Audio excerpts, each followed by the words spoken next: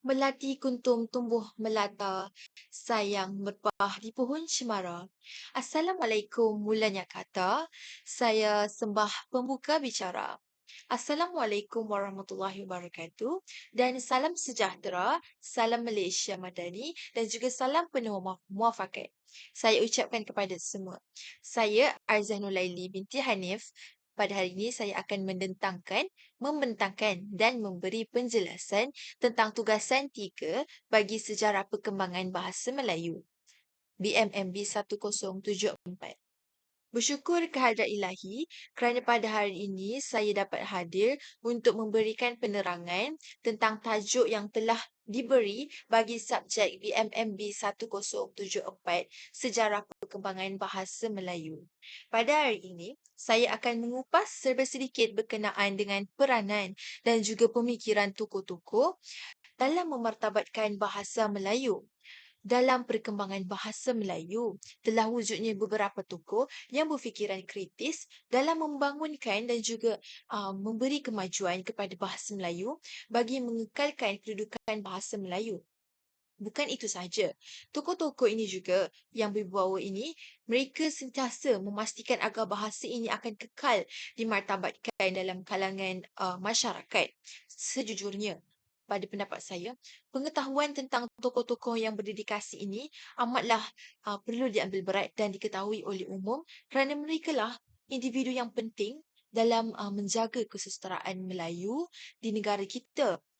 Jika tiada sumbangan mereka, maka tidak adalah bahasa Melayu yang gilang gemilang dan juga yang penuh dengan bunga-bunga bahasanya pada hari ini.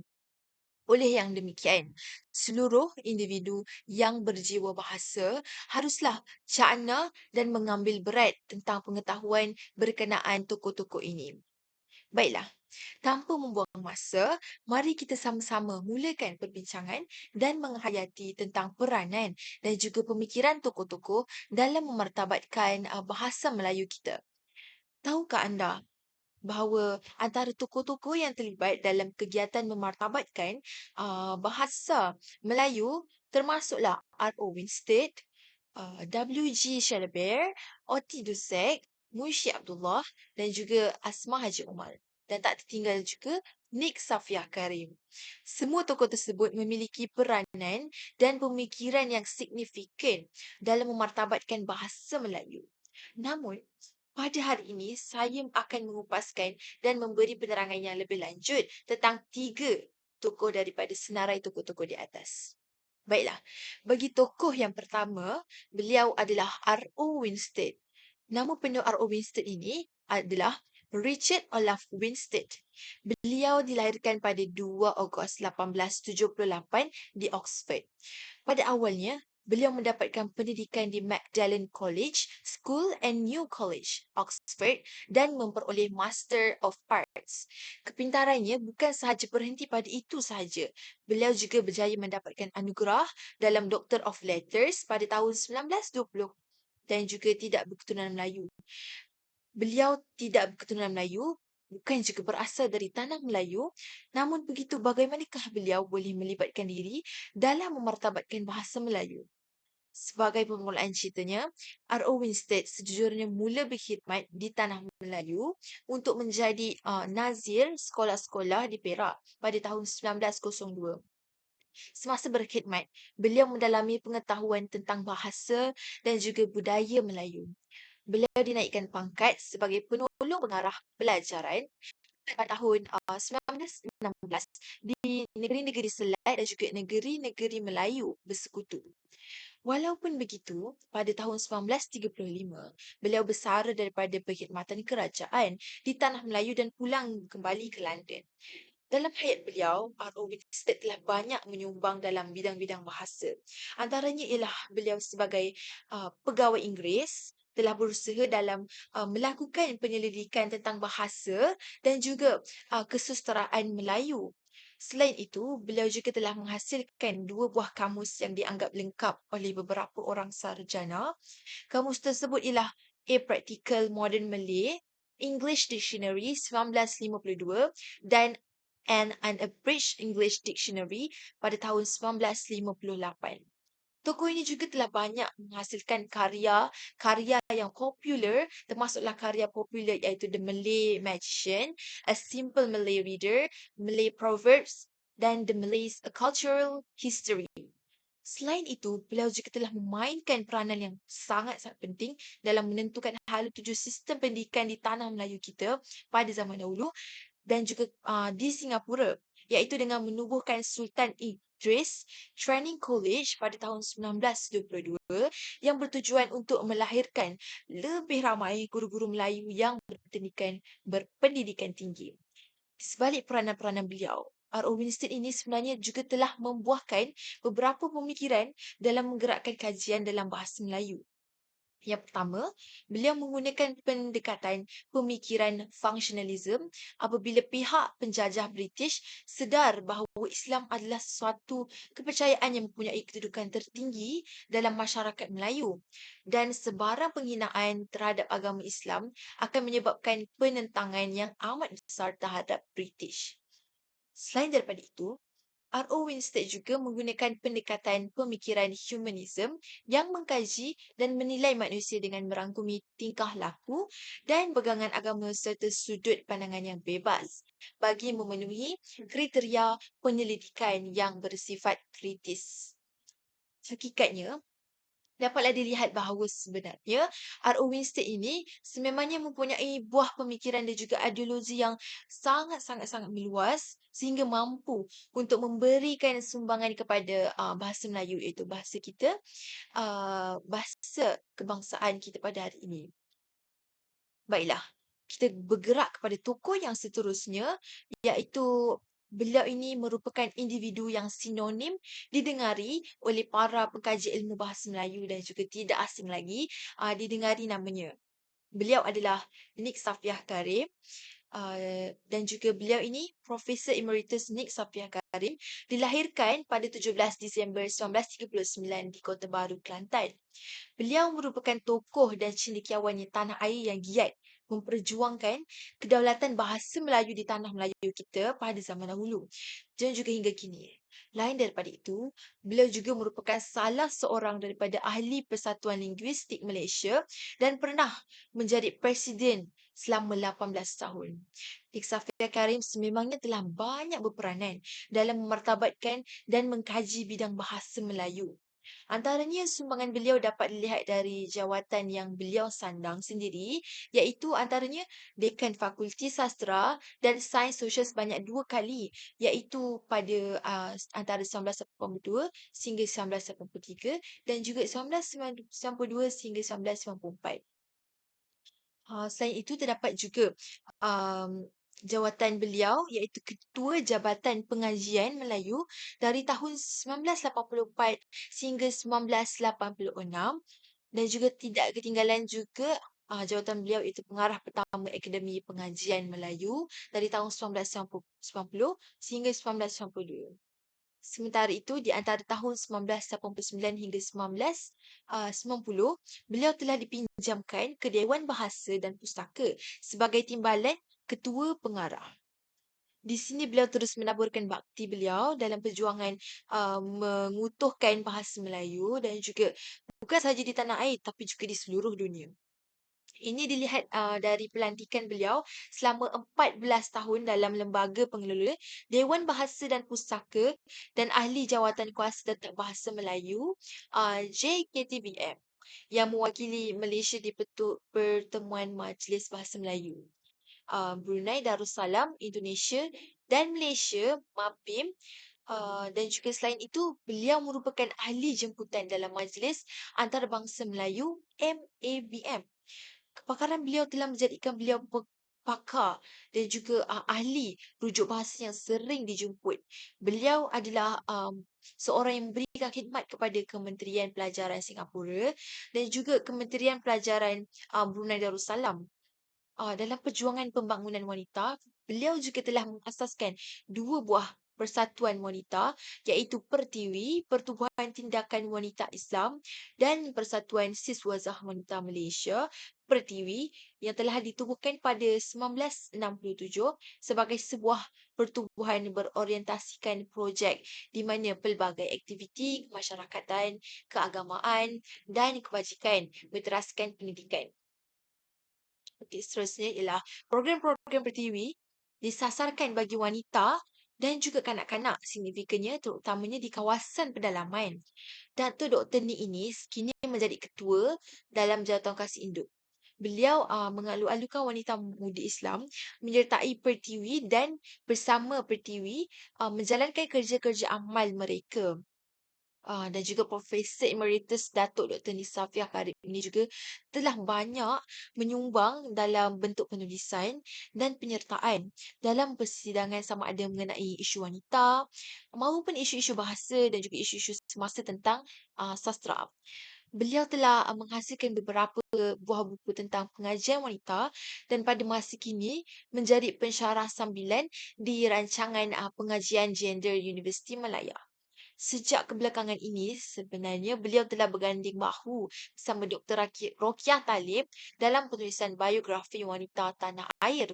Tindakan ini amat bermakna kerana merupakan satu inisiatif wanita menulis mengenai sumbangan wanita. Beliau juga telah menghasilkan belasan buah buku dan juga ratusan makalah mengenai isu bahasa. Antara buku-buku yang terkenal termasuklah Tata Bahasa Dewan yang ditulis bersama 3 orang ahli bahasa yang lain dan juga Bahasa Malaysia Syntax, beberapa persoalan sosiolinguistik bahasa Melayu dan Malay Grammar for Academics and Professionals bagi penulisan beliau. Dan juga pemikiran yang dihasilkan oleh Profesor Nik Safiah Karim ini pula, beliau mengatakan bahawa um, konsep strukturalism merupakan pendekatan yang perlu dalam menghuraikan bagaimana bahasa itu benar-benar digunakan oleh penuturnya. Selain itu juga, beliau juga mempunyai pemikiran bahawa bahasa Melayu perlu menjadi asas pendidikan negara dan disemai penggunaannya kepada seluruh rakyat Malaysia. Profesor Nik Safia Karim juga berfikir bahawa segala karya yang ditulis haruslah mengikut tata bahasa Melayu yang sebenar dan betul dan mengikut piawaian yang sebenar dan ditulis dalam bahasa Melayu agar penggunaan bahasa ini tidak berkurangan dalam kalangan masyarakat di Malaysia terutamanya. Baiklah. Selesai kupasan mengenai sumbangan dan juga pemikiran Profesor Emeritus Nik Safia Karim. Sekarang kita bergerak kepada tokoh yang seterusnya iaitu Munshi Abdullah. Munshi Abdullah ini juga merupakan salah satu daripada tokoh yang signifikan dan sering didengari oleh para-para pengkaji dan juga pengamal sastra dan juga bahasa. Baiklah, Abdullah ini juga dia sebenarnya beliau mempunyai pengalaman yang luas dalam bidang penulisan. Beliau juga pernah bekerja sebagai guru bahasa, wartawan, sejarawan, penterjemah dan juga sebagainya. Pengkaji sejarah berpendapat bahawa pemisahan antara sastera Melayu lama dengan sastera Melayu baru berlaku selepas tahun 1800 pada abad ke-19, iaitu setelah munculnya karya-karya Abdullah Munshi yang membawa unsur-unsur baru dalam sastera Melayu. Baiklah, karya-karya yang telah dihasilkan oleh Munshi Abdullah ni membawa unsur-unsur pembaharuan dalam lapangan sastra Melayu terutamanya. Jadi ada 2 buah karya agungnya iaitu Hikayat Abdullah dan juga Kisah Pelayaran Abdullah ke Kelantan yang merupakan cerminan kepada situasi yang berlaku dalam masyarakat. Abdullah ini juga melaporkan perkara yang benar-benar terjadi dan tidak memasukkan unsur-unsur kehayalan ataupun fantasi. Hikayat Abdullah ini berbentuk autobiografi yang memuatkan pengalaman hidupnya bersama orang-orang Inggeris dan mengandungi kritikan terhadap orang Melayu, Raja-Raja Melayu dan Undang-Undang Timur yang sebelumnya tidak pernah disentuh oleh golongan penulis. Kisah pelayaran Abdullah ini ke Kelantan pula dapat dianggap sebagai dokumentasi sejarah yang ditulis berdasarkan pemerhatian semasa. Beliau ni telah mengupas aspek politik, ekonomi, sosial dan kebudayaan, terutamanya masyarakat Melayu di Pahang, Kelantan dan juga Terengganu. Aspek yang mendapat perhatian di mata beliau sejujurnya ialah kemunduran orang-orang Melayu, soal pelacuran di Kelantan, kezaliman raja dan sebagainya. Baiklah, seterusnya terdapat juga pemikiran yang telah dihasilkan oleh Munshi Abdullah ini. Antaranya ialah Abdullah membandingkan kedua-dua cara pemikiran iaitu semangat perubahan, kemajuan dan dinamisme barat dengan kelembapan pemikiran dan cara hidup orang Melayu yang statik serta tidak mampu membebaskan diri daripada belenggu adat istiadat yang kolot. Pada waktu itu sedang berlaku keruntuhan kuasa politik golongan bangsawan Melayu dan kebangkitan pengaruh asing sejujurnya terutama Inggeris dan hal ehwal pentadbiran negeri-negeri Melayu. Jadi, peristiwa pergolakan inilah yang dicatatkan dalam kedua-dua karyanya. Hikayat Abdullah juga telah karya sejarah yang penting tentang sejarah sosial dan juga politik di kawasan Singapura dan juga Melaka yang dicatatkan oleh Munshi Abdullah. Banyak pembaruan yang telah dibawa oleh Abdullah Munshi dalam sastra Melayu. Antaranya ialah menjadi penulis Melayu pertama yang memperkenalkan banyak autobiografi dalam tulisannya. Selain itu, Abdullah Munshi ni juga tidak setuju dengan kepercayaan orang Melayu yang terlalu percaya kepada perkara yang tahyul. Beliau beranggapan perkara itu karut dan sewajarnya tidak diikuti kerana kepercayaan itu akan menjadi halangan untuk kemajuan bangsa Melayu. Jadi, Munshi Abdullah ini begitu kuat menentang adat-adat dan kepercayaan usang terutama kepercayaan karut marut dan bertentangan dengan Islam yang masih kuat dipegang masyarakat pada zamannya. Jadi Abdullah berpendapat punca kejumudan adat dan kepercayaan karut marut ini adalah kurangnya sifat keimanan dan juga sifat ketaatan seseorang terhadap Allah. Ini dapat dilihat penentangannya terhadap adat menjual anak seperti yang dinyatakan dalam hikayat Abdullah. Jadi selesai perbincangan kita pada hari ini. Sebagai kesimpulannya, saya ingin memberitahu bahawa dapat disimpulkan bahawa terdapat pelbagai ideologi unggul oleh tokoh-tokoh ini yang menyumbangkan kepada kemajuan bahasa kita, iaitu bahasa Melayu. Namun, segala sumbangan dan pemikiran mereka secara tidak langsung telah membawa kepada pelbagai perubahan yang membawa kepada satu tujuan yang sama, iaitu memertabatkan bahasa Melayu. Sumbangan mereka bukanlah satu usaha yang perlu dilupakan dan juga perlu disia-siakan oleh kita masyarakat sekarang, malah sesuatu yang harus diambil contoh dan ditambah baik dan oleh golongan penerus-terusnya iaitu kita, masyarakat Malaysia terutamanya. Jadi bahasa Melayu merupakan bahasa yang indah dan tidak boleh disangkalkan sebenarnya kehebatan bahasa ini merentasi zaman.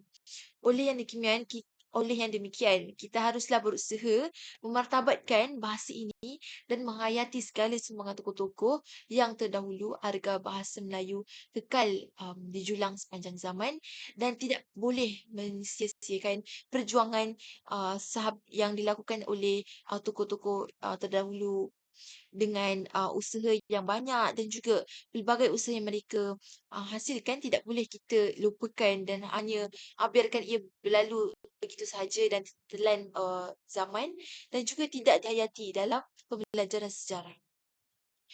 Baiklah, saya rasa itu sahaja bagi penerangan dan juga pembentangan saya tentang um, pemikiran dan juga peranan tokoh-tokoh yang memertabatkan bahasa Melayu pada zaman dahulu. Sekian wabillahi taufik wa hidayah. Assalamualaikum warahmatullahi wabarakatuh.